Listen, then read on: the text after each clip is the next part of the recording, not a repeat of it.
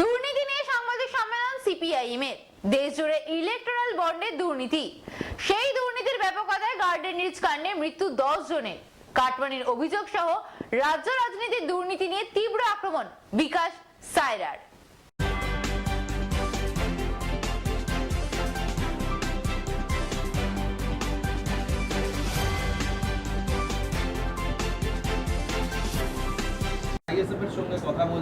জোটের আমরা চেষ্টা করে যাচ্ছি সকলে যাতে এক হয়ে।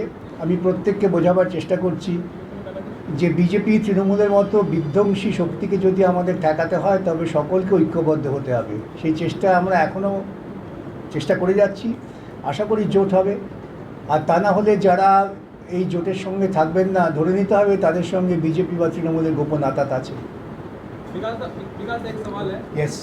বিপর্যয়ের পরেই আমরা দেখলাম পুরসভা আর অন্যদিকে লালবাজার, তারা নড়েচড়ে বসলো। লালবাজার একটা নির্দেশিকা দিয়েছে সমস্ত থানায়, বলা হচ্ছে কলকাতার সমস্ত থানায় অঞ্চলে যেখানে বেআইনি নির্মাণ হচ্ছে তার রিপোর্ট লালবাজারে জমা দিতে হবে।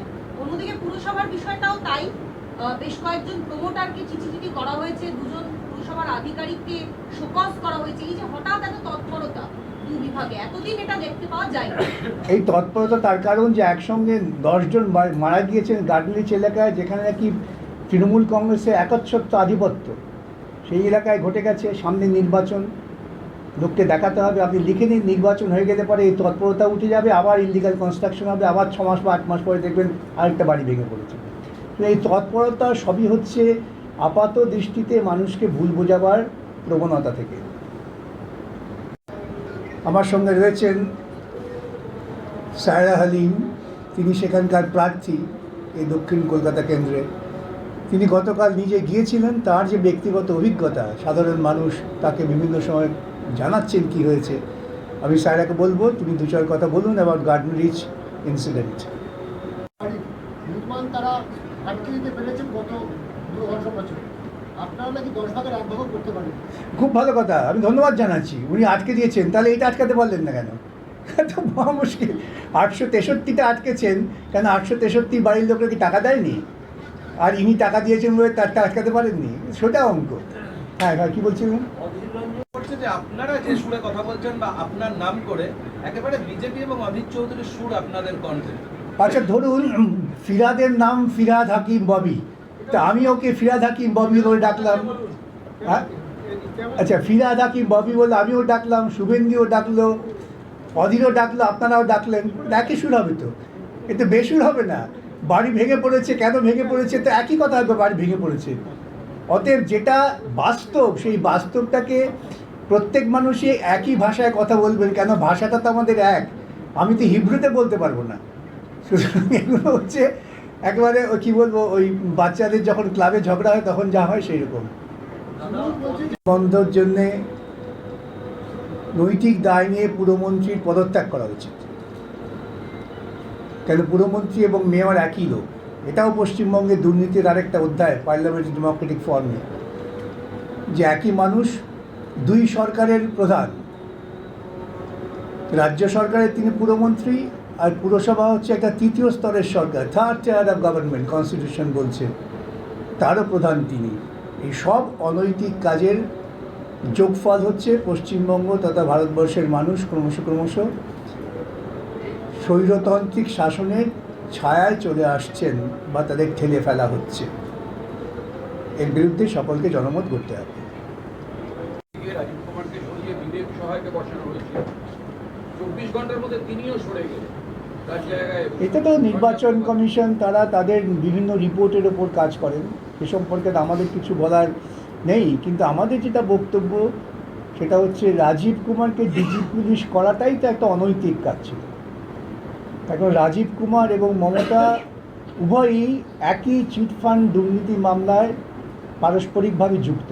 আপনাদের মনে থাকতে পারে যে তদন্তের নাম করে রাজীব কুমার বহু তথ্য লোপাট করেছিলেন, এবং যখন সিবিআই তদন্ত শুরু হলো তখন রাজীব কুমারকে তারা জিজ্ঞাসাবাদের জন্য কলকাতা শহরে এসেছিলেন। তখন রাজ্যের মুখ্যমন্ত্রী রাস্তায় নেমে পড়েছিলেন, শুধু একদিন না, রাস্তায় ধর্ণা দিচ্ছিলেন। এই যে পারস্পরিক দুর্নীতিমূলক কাজের সঙ্গে যোগ মন্ত্রী এবং পুলিশ অফিসার, তা উভয়ই তো একই দোষে দুষ্ট। তাহলে কি করে তাকে ডিজি পুলিশ করা হলো, যিনি একজন অভিযুক্ত? সেখান থেকেই দুর্নীতি শুরু হয়। एक ऐसा जगह है जहां 300 बिल्डिंग एक साथ एक ही जगह पर इलीगल है। वार्ड 108 में गुलशन कॉलोनी, जहां 40,000 से ज्यादा लोग रहते हैं और एक भी बिल्डिंग का, एक भी फ्लैट का कोई कागज नहीं, कोई दस्तावेज नहीं और निगम के पास भी उसका कोई कागज नहीं है। तो आपको लगता है कि वहां कोई बड़ी घटना को दावत दे रहा है गुलशन कॉलोनी? ये बात सही है, आपने जो बताया ये सही बात है। हमें चाहता है कि अगर पूरे निगम चाहे वो जाके पूरा उसको डिस्ट्रॉय कर दे, डिमोलिश कर दे। डिमोलिश करने का जहाँ पर ज़रूरत है वहाँ पर हम चुपचाप रहते हैं। अगर कोई हादसा हो जाए उसकी बात क्या करेंगे, हो गया मर गया, इनको पैसा दे दो। घर का पैसा है, ये हमारा पैसा है। ये इसी जगह पे हम लोग बताते हैं, करप्शन जब काम करता है तब करप्शन इसी तरीके से चलता है, आदमी को बुरा बनाता है। इसीलिए इतना खुलेआम तरीके से इलीगल कंस्ट्रक्शन जो हो रहा है, तो इसका जिम्मेदार आप किसे मानते हैं? Municipal corporation, state government, there is municipal department, there is municipal corporation, elected body. ये तो उनका फंडामेंटल जिम्मेदारी है। अगर ये फंडामेंटल जिम्मेदारी भी वो पालन नहीं कर पाए तो क्या करेंगे? वो पैसा कमाएंगे। মানুষের মৃত্যুর জন্য ওনারা কি দায়ী? মুখ্যমন্ত্রীর উচিত ওনাকে গ্রেফতার করা। না না, আমি অধীর বাবুর কী দাবি করেছেন সে দাবির যৌক্তিকতা নিয়ে তো আমি কথা বলবো না। আমি বলতে পারি এই যে বাড়ি ভেঙে পড়ে এতজন মানুষ গিয়েছেন, এর জন্য সম্পূর্ণভাবে দায়ী হচ্ছে দুর্নীতিমূলক প্রশাসন।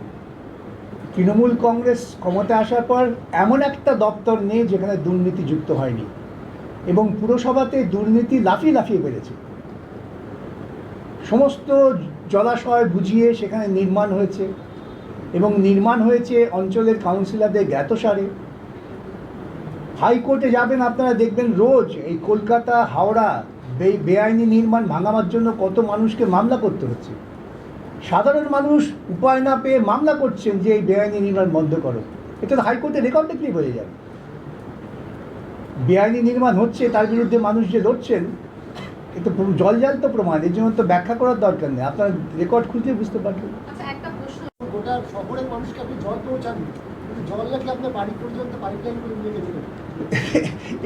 এই কথাটা সাধারণ মানুষের বুঝবে না। জল তো আমার বাড়ির জন্য কোনো আলাদা লাইন আসে না, এবং জল নিয়ে আমরা তো একটা নতুন জল প্রকল্প তৈরি করেছিলাম, যেটার নাম ছিল জ্যোতি বসু জল প্রকল্প। সেটা ওরা এসে জয় হিন্দ করে দিলেন।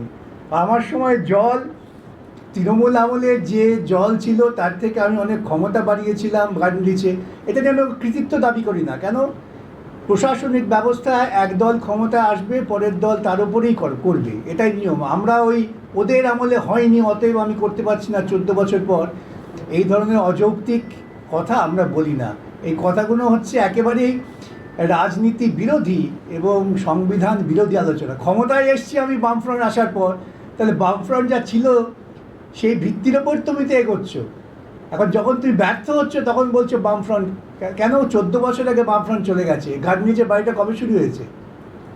গার্ডেনিচের বাড়ি তো শুরু হয়েছে গত 2 বছর ধরে, এবং আজকে উনি কাউন্সিলরকে আড়াল করছেন। আমি তো বলছি যদি একটা ইনভেস্টিগেশন হয় তাহলে দেখা যাবে যে কাউন্সিলর ওখান থেকে প্রতি মাসে টাকা তুলতেন। এই প্রতি মাসে টাকা তুলে তাকে বাড়ি করতে দিয়েছেন। কিছু প্রশ্ন আছে। তৃণমূল কংগ্রেস দাবি করছে যে সুপ্রিম কোর্টের তত্ত্বাবধানেই লোকসভা নির্বাচন করার জন্য। সুপ্রিম কোর্টের তত্ত্বাবধানে? বাবা, এই বুদ্ধিটা কে দিয়েছে ওদের? কোথা থেকে এই সমস্ত ধারণা? সুপ্রিম কোর্টে কি জজেরা ঘুরে বেড়াবে? পাগলের প্রলাপ। সিঙ্গুর নিয়ে আপনারা অনেক কিছু করার চেষ্টা করেছিলেন, শেষ পর্যন্ত হয়নি। সেই সিঙ্গুরে তৃণমূল কংগ্রেসের প্রার্থী রচনা বন্দ্যোপাধ্যায় শিল্পের ধোঁয়া দেখতে পাচ্ছেন, অথচ হুগলিতে একের পর এক কারখানা বন্ধ হওয়ার নজির। আমিও আপনাদের মতোই রচনা দেবীর নতুন রচনা পড়ে খানিকটা বিভ্রান্ত হয়ে পড়েছিলাম। উনি নাকি ধোঁয়া দেখতে পাচ্ছেন। এক হতে পারে, আমার মনে হয়েছিল প্রথম অবস্থায় হয়তো দৃষ্টিশক্তির খানিকটা ঘাটতি ঘটেছে, কেন যখন আমাদের চোখ ঝাপসা হয়ে যায় সব ধোঁয়ালে মনে হয়। আর তা না হলে আমি বলি যে, ঠাট্টা করে বলি যে তৃণমূল কংগ্রেসের যারা প্রার্থী হন বা নেতা হন তাদের মাথায় একটা মমতা চিপস দিয়ে দেওয়া হয়। শুধু কথা বলতে গেলেই ওরা অবান্তর, অপ্রয়োজনীয়, তথ্যহীন, অসত্য কথা অনর্গল বলে যেতে পারে।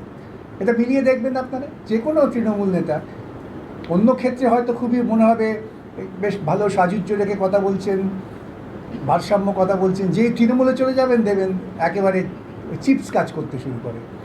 কেন আমি সাম্প্রতিককালে পড়ছিলাম বিজ্ঞানীরা বলছেন নাকি হিউম্যান ব্রেনে যদি চিপস দিয়ে দেওয়া হয় তাহলে আমরা সবাই 17 বছরে থেকে যাব, আর 70-এ পৌঁছবে না। সেই রকম ওদের চিপস দিয়ে দেওয়া হয়, মমতা চিপস।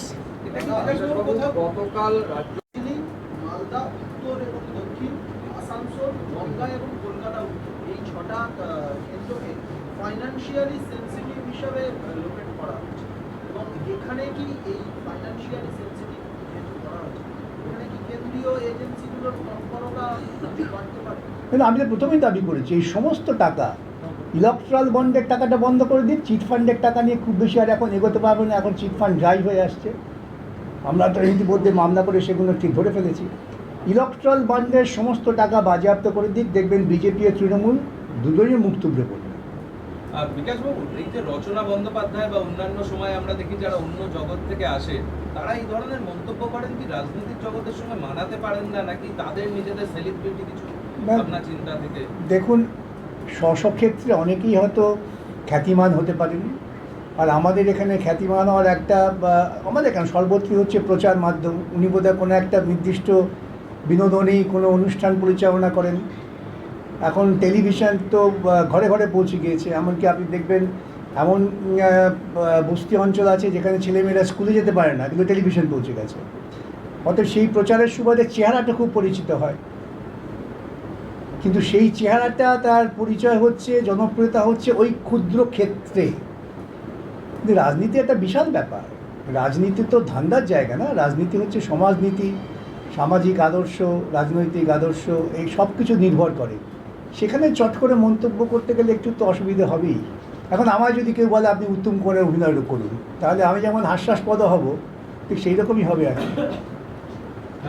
বলা হচ্ছে যে পুরো দুর্নীতি যা হয়েছে সব বাম আমলে হয়েছে। আপনার বাম আমল যখন ছিল পুরসভায় তখন কোনো অডিট হতো না। সুব্রত মুখোপাধ্যায় যখন থেকে মেয়র হয়েছে তখন থেকে অডিট হওয়া শুরু হয়।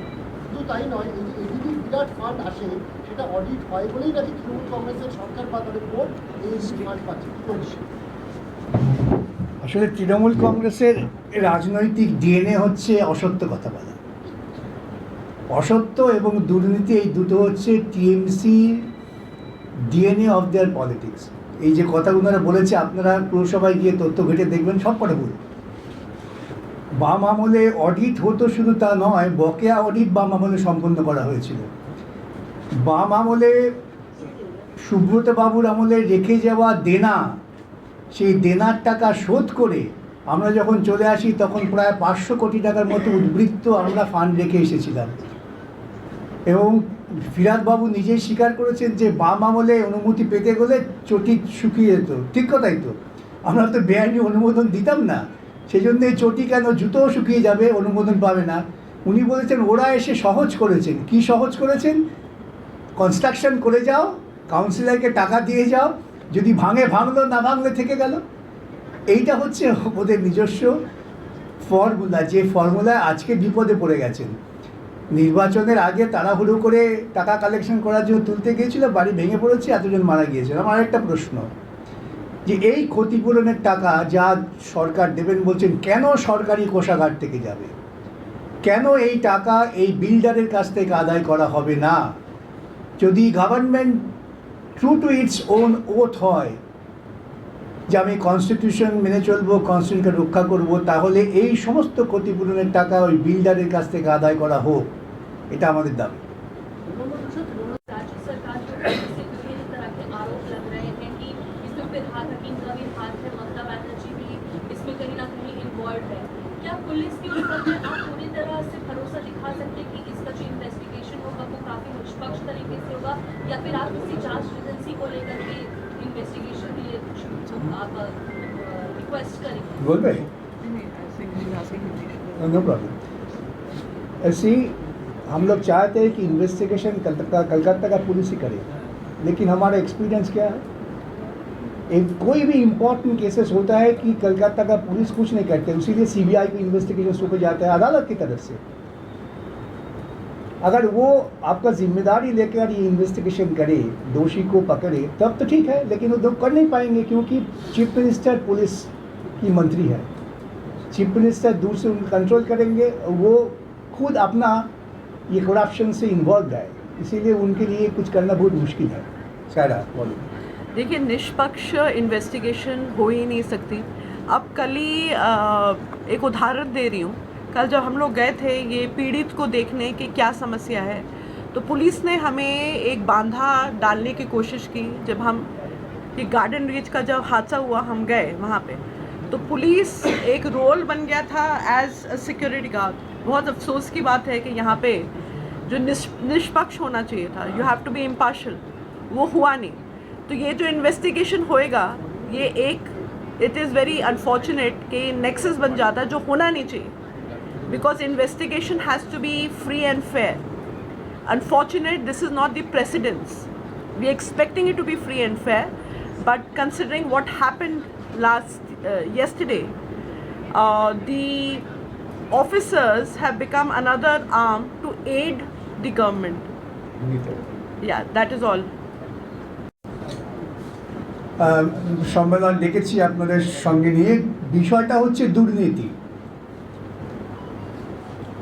একদিকে যেমন গোটা দেশ জুড়ে ইলেকট্রাল বন্ডের দুর্নীতি, মারাত্মক দুর্নীতি এটা প্রকাশ পেয়েছে, আর পশ্চিমবঙ্গের দুর্নীতি তো সর্বক্ষেত্রেই, এবং সেই দুর্নীতির ব্যাপকতা এত তীব্র যে গার্ডেন রিচ এলাকায় একটা 5তলা বাড়ি, নির্মীয়মান বাড়ি তৈরি হচ্ছিল, ভেঙে পড়েছে, 9 জন মারা গিয়েছেন, জনান থেকে শুনছি নাকি 10 জন মারা গিয়েছেন, এবং বহু মানুষ আহত হয়েছেন।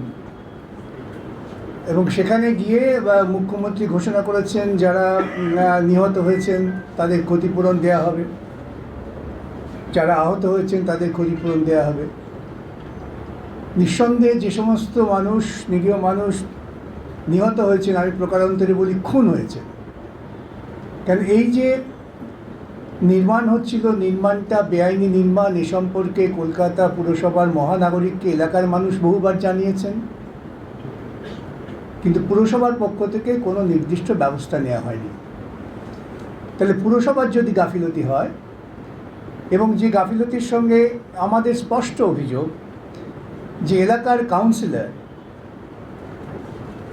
তিনি হয়তো ইঞ্জিনিয়ার নন, কিন্তু তার চোখের সামনে একটা অত বড় বাড়ি তৈরি হচ্ছে, সেই বাড়িটা সম্পর্কে অভিযোগ আসছে, তিনি কাউন্সিলর হিসেবে কোনো রকম তৎপরতা দেখাননি। হয়তো কাটমানি প্রভাবেই তিনি খানিকটা নীরব ছিলেন। আজকে শুনলাম মহানাগরিক বলেছেন তাই সামাজিক ব্যাধি, ঠিকই তো। এই ব্যাধির কারণ তো তৃণমূল কংগ্রেস, এটা তো বুঝতে হবে। 2011 সালে ক্ষমতা আসার পর এমন একটা ক্ষেত্র নেই প্রশাসনের যেখানে তৃণমূল কংগ্রেস দুর্নীতির সঙ্গে যুক্ত নন, এবং স্বভাবতই তৃণমূল কংগ্রেসের কাউন্সিলর থেকে শুরু করে সর্বোচ্চ মুখ্যমন্ত্রী পর্যন্ত তারা সকলেই মনে করেন যে প্রশাসনকে ব্যবহার করে অর্থোপার্জন করা যায়, এটা একটা বড় দুর্নীতি। এবং যেই দুর্নীতির প্রভাব কীভাবে পড়ে তাও আমরা প্রমাণ পেলাম ইলেকট্রাল বন্ডে। ইলেকট্রাল বন্ডে যত বেশি বেশি করে মামলাটা আমরা দেখছি, পড়ছি, সুপ্রিম কোর্ট যখন এটাকে আনকনস্টিটিউশনাল বলে দিলেন, আইনত কোনো কিছুকে আনকনস্টিটিউশনাল বলা মানে ধরে নিতে হবে সেটা কখনো আইন হিসেবে ছিলই না, অসাংবিধানিক। অসাংবিধানিক যদি হয়ে থাকে তাহলে প্রত্যেকটা রাজনৈতিক দলের উচিত ছিল সমস্ত টাকা ফেরত দিয়ে দেওয়া, যদি তারা তাদের সৎ বলে দাবি করেন। অতএব সততার প্রাথমিক নিরিখ ছিল ইলেকট্রাল বন্ড বেআইনি ঘোষিত, বেআইনি শুধু না অসাংবিধানিক ঘোষিত হওয়ার পর স্বচ্ছতার সঙ্গে সমস্ত টাকা ফেরত দিয়ে দেওয়া। তা ভারতবর্ষের মোদিও দেয়নি, আর মমতার তো প্রশ্নই আসে না। নির্বাচনের মুখে এই যে ব্যাপক দুর্নীতির টাকা, নির্বাচন কমিশনকে আমি একটা প্রসঙ্গে বলেছিলাম আমার বক্তব্যেও, যেটা আমরা মনে করি যে নির্বাচন যদি ফ্রি অ্যান্ড ফেয়ার করতে হয় তবে নির্বাচনকে টাকার প্রভাব মুক্ত রাখতে হবে। এই বেআইনি টাকা যারা পেয়েছেন সব টাকা নির্বাচন কমিশন সাময়িকভাবে বাজেয়াপ্ত করুন, পুরোপুরি বাজেয়াপ্ত না করতে পারলেও ওই টাকা যেন নির্বাচনে প্রভাব খাটাবার জন্য ব্যবহার না করা হয়। এটা আজকে ধ্রুব সত্য যে টাকা দিয়ে নির্বাচনকে প্রভাবিত করা হয়। এবং এটাও নিশ্চয়ই আপনারা জানেন ইতিপূর্বে সুপ্রিম কোর্ট একটি রায় বলেছিলেন যে দুর্নীতি করাপশন সেটা হচ্ছে ক্যান্সার, এবং এই ক্যান্সার আমাদের সমাজকে শুধু ক্ষতিগ্রস্ত করে তাই নয়, আমাদের প্রজাতন্ত্রকে পর্যন্ত নষ্ট করে দেয়। এই প্রজাতন্ত্রকে ভাঙবার যে পরিকল্পনা মোদী সরকার শুরু করেছেন তার অন্যতম একটা দিক হচ্ছে এই ইলেকট্রাল বন্ড, যেখানে টাকা কোত্থেকে আসছে কেউ জানতে পারবে না, টাকা কে পাচ্ছে কেউ জানতে পারবে না, সবই গোপন। অথচ পার্লামেন্টের ডেমোক্রেসির বেসিক। শুভ সন্ধ্যা। কালকে যা ঘটনা ঘটেছে আমি অনেক দুঃখিত। It's a very unfortunate incident what transpired yesterday in Garden Reach. ওই building was an under construction building. 9 জন, more than 9 জন মারা গেছে according to records, and the count is still on. Now the news says that there were a lot of people who have come under the debris, and we need to understand that it was an illegal construction. Now the MP of this area is from the Trinamool Congress. The local councillor is from the Trinamool Congress. The MLA is from the Trinamool Congress. Now someone has to take ownership of what transpired yesterday. Me along with my comrades and Comrade Mohammed Salim, we went to the hospital and saw the bereaved families. A particular lady has lost 3 members of her family. So this is not a small matter. This needs to be highlighted that because of due negligence of the authorities, this has come to light. निजे responsibility नीते होवे. Who is in power? अभी सत्ता में कौन है? तृणमूल कांग्रेस है सत्ता में. तो उन्हीं पे प्रश्न आता है कि ये इलीगल बिल्डिंग उस क्षेत्र में कैसे रातों रात आ गई, वो भी 5 तल्ला. So this is something that we need to question, that how did this illegal construction, who gave the permission firstly? So permission के बिना तो कुछ होता नहीं है. So this is something that is something really unfortunate. It has happened in the heart of the city and in broad daylight of the authorities. They cannot turn a blind eye to what has happened. निजे responsibility नीते होबे, and someone has to be taken to task. That is all. Let us escalate this issue so that this does not transpire again in the future, and people take responsibility. The local councillor needs to be held responsible. The government of the day needs to be held responsible. That is all I'd like to add. Thank you so much.